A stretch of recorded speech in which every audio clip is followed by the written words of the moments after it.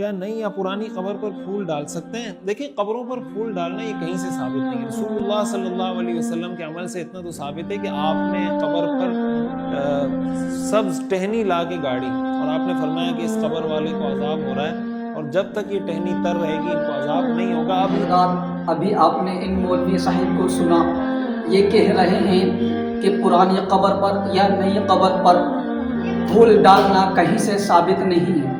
خدا کی قسم، اگر یہ اصول فقہ کو پڑھ لیتے، اگر یہ منطق کو پڑھ لیتے تو حدیث پاک کو سمجھ جاتے کہ جو چیز قرآن اور حدیث سے استدلالاً ثابت ہوتی ہے تو وہ قرآن اور حدیث سے ثابت ہوتی ہے، وہ دین اسلام سے ثابت ہوتی ہے۔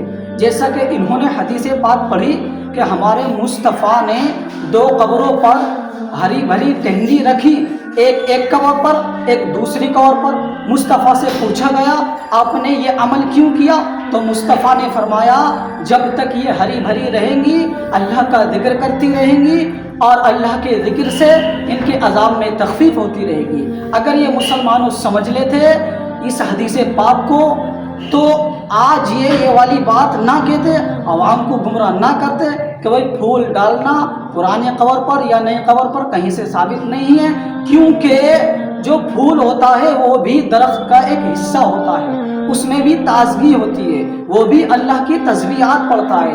جب وہ اللہ کی تسبیحات پڑھتا ہے تو جب کوئی پرانی قبر پر یا نئی قبر پر پھولوں کو ڈالے گا تو اس کے عذاب میں بھی تخفیف ہوتی رہے گی۔ یہی وجہ ہے جو علماء اہل سنت اس حدیث پر استدلال کر کے اس پر عمل کرتے ہیں، پھول وغیرہ ڈالتے ہیں، کیونکہ پھول میں رنگت بھی ہوتی ہے اور خوشبو بھی ہوتی ہے۔